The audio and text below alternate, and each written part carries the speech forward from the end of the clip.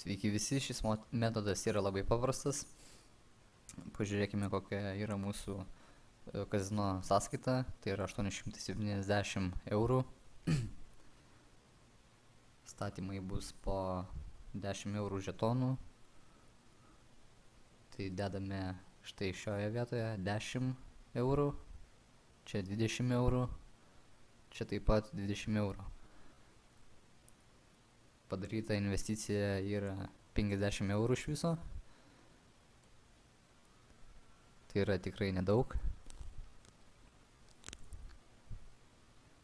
Spaudžiame spin.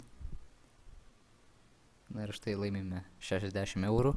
Tai reiškia 10 eurų pelno. Yra tikrai nemažai. Spaudžiame rebet, kad nereiktų iš naujo statyti. Ir vėl laimime 60 eurų. Spaudžiame vėl rebet. Spin. Na, štai ir vėl laimime 60 eurų. Viskas labai paprasta.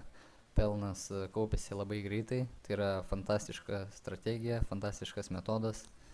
Reikia taip pat vadovautis 5 minučių taktika, kad būtų saugiau.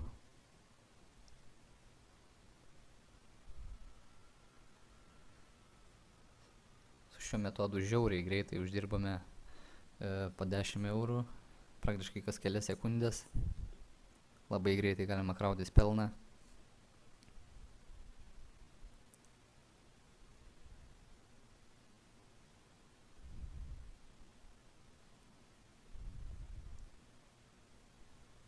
Su šiuo metodu galite iš tikrųjų uždirbti dar daugiau.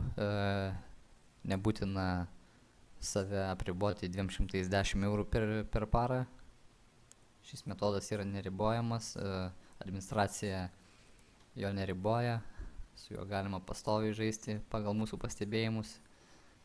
Algoritmai netaip suprogramuoti, kad jūsų... Na ir štai mūsų balansas yra 970.